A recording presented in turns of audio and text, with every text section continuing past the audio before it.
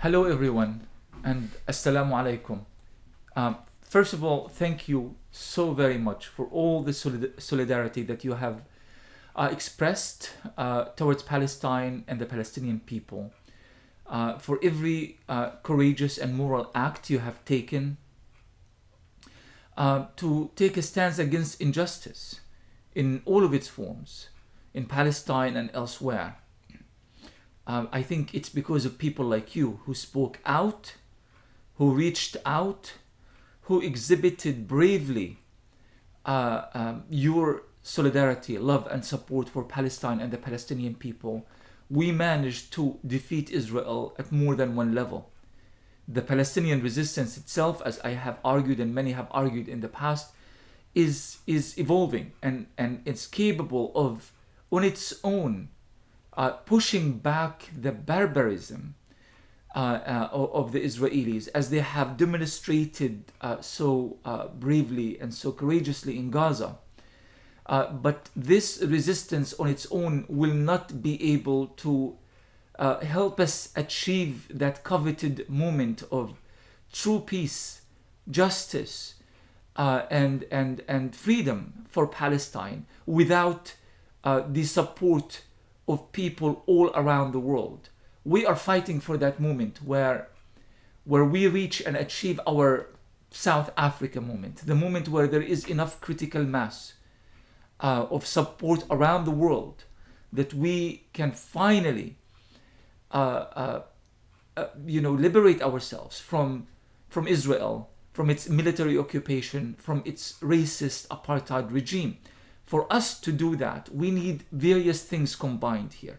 Number one, we need resistance in Palestine to reach every facet of Palestinian society, to unify Palestinians at every possible level, from the ground up, grassroots level in every Palestinian community, in Palestine, in occupied Palestine, but also in Palestine 48, today's Israel.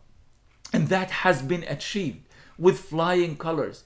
It's never before in the history of our struggle. Really, I would say that the only thing that can be compared to that, to what is happening today, this incredible moment of popular and communal unity and solidarity, happened during the Intifada of 1987, although not at the same level as it's happening today, and happened the earlier other moment in history in which this happened was in the Palestinian uprising against British colonialism and Zionism, was in 1936. So we are talking about a moment that will be written down in history. Let's call it the Palestinian revolt, the Palestinian popular revolt of 2021.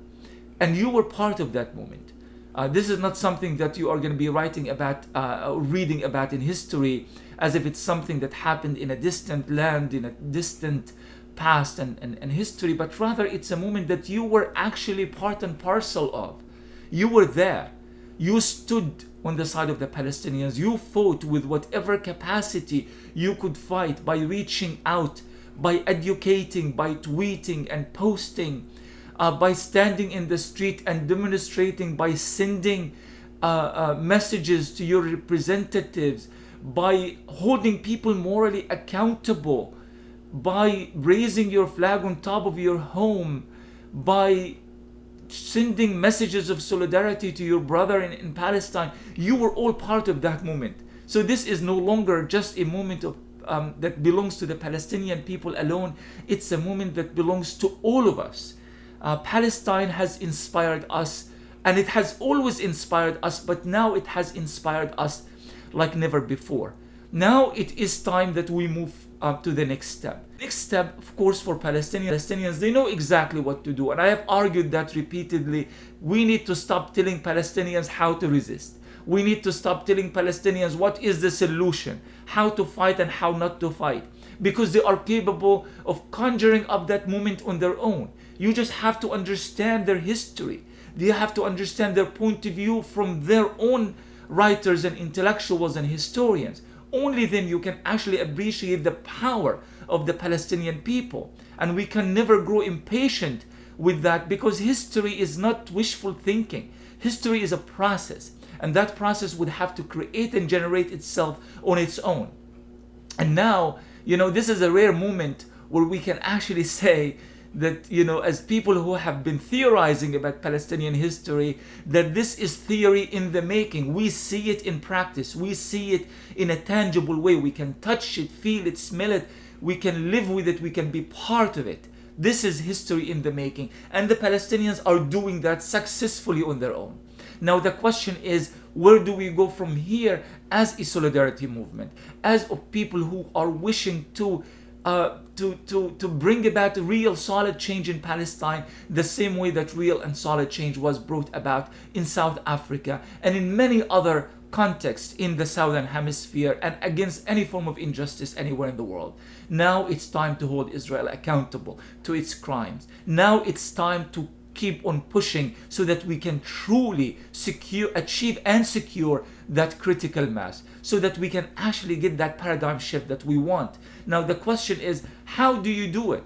Now the answer is, only you can actually answer that question. In your own city, in your own town, in your own polity, wherever you are in the world, you have to think locally. You have to make a difference at a local level in order for all of these branches and all of these small movements in every town, in every village, in every neighborhood, and every university, every church, every synagogue, every mosque, every community everywhere in the world. These little branches are now growing and they are connecting into a massive root.